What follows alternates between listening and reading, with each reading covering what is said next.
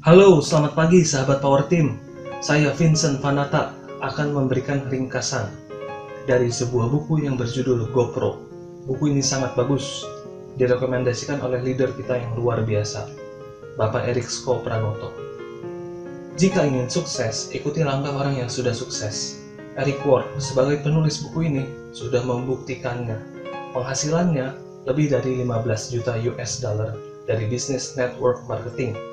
Beliau sudah melakukan survei kepada ribuan orang di lebih dari 30 negara mengenai bisnis idaman. Seperti apa sih bisnis idaman? Ternyata jawabannya, bisnis tanpa karyawan, tanpa ada politik, tanpa perlu kompromi, tanpa diskriminasi, dan tanpa syarat pendidikan. Bukankah bisnis idaman ini sesuai dengan konsep network marketing? Bukankah Inforlink adalah bisnis dambaan sahabat Power Team?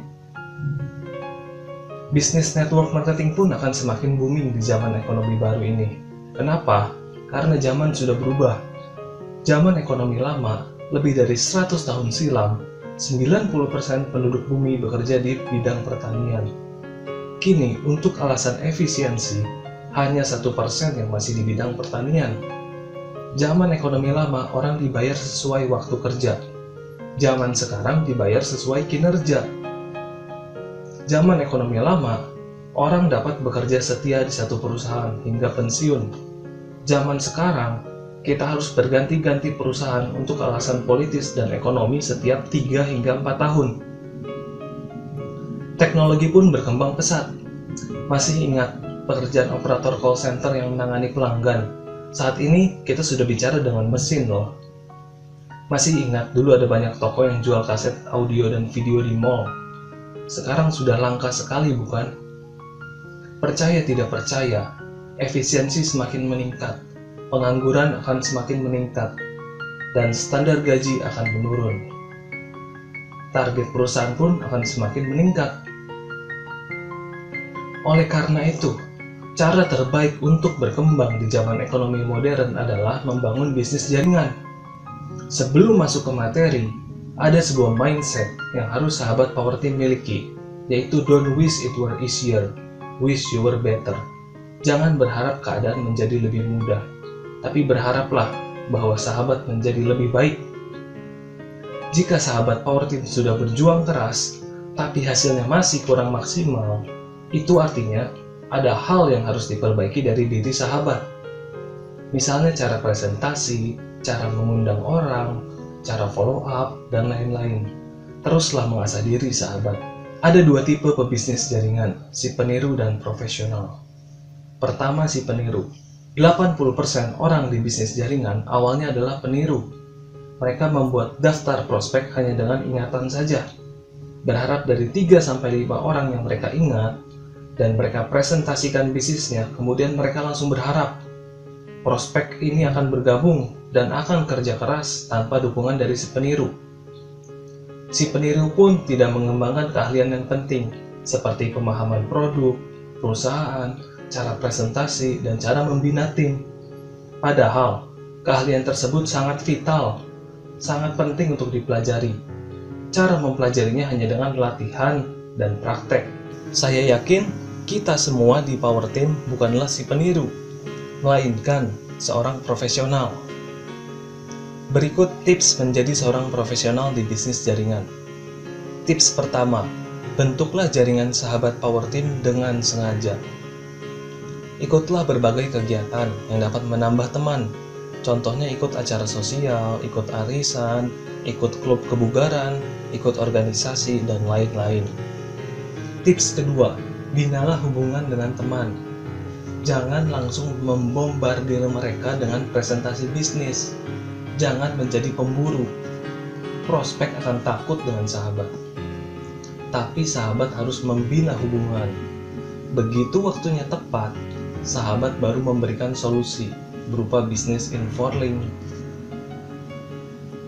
Tips selanjutnya, jadilah terburu-buru.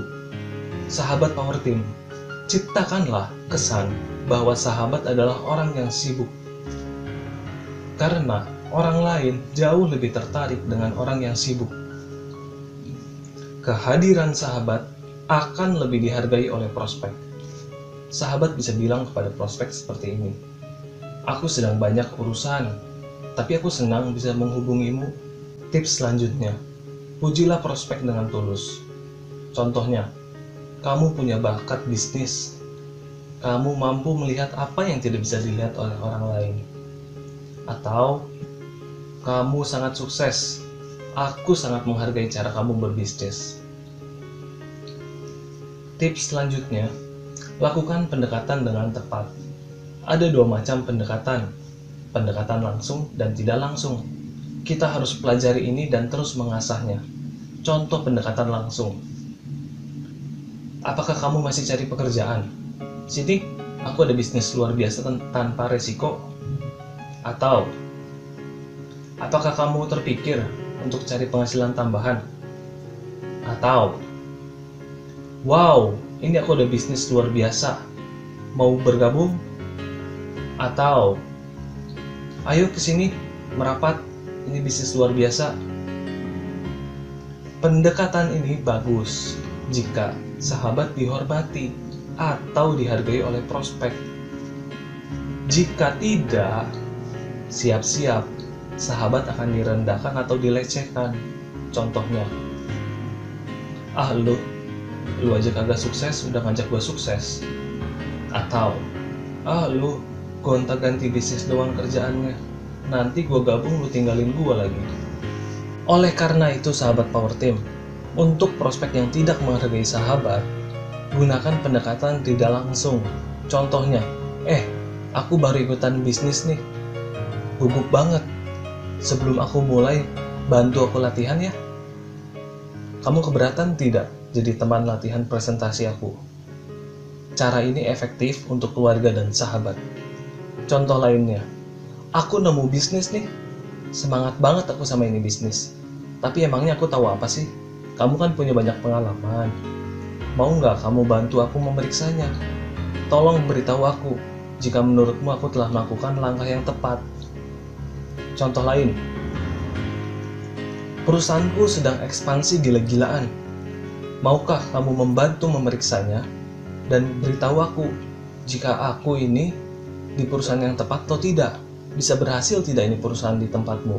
Ada juga pendekatan super tidak langsung. Kita tidak memandang prospek sebagai prospek.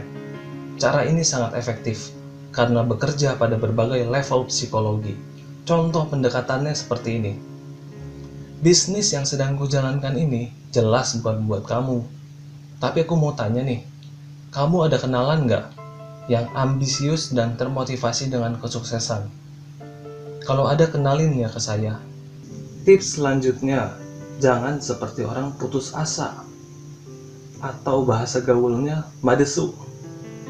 Contoh madesu. Bapak ada waktu kapan?